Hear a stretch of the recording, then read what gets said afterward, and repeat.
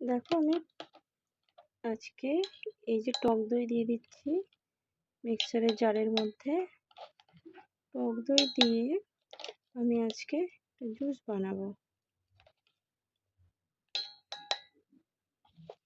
দেখতে থাকো বন্ধুরা আমি কি করি।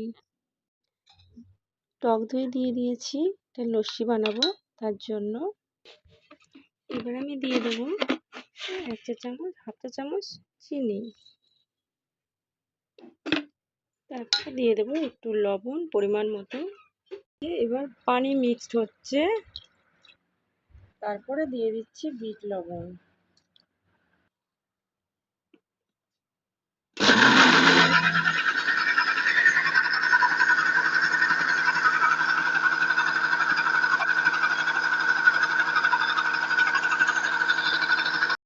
আমি একটা লস্যি বানিয়েছি, লস্যিটা আমার পুরো রেডি।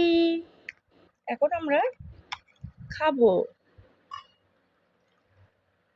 দেখো বন্ধুরা কত সুন্দর হয়েছে আমার লস্যিটা, সুন্দর হয়েছে।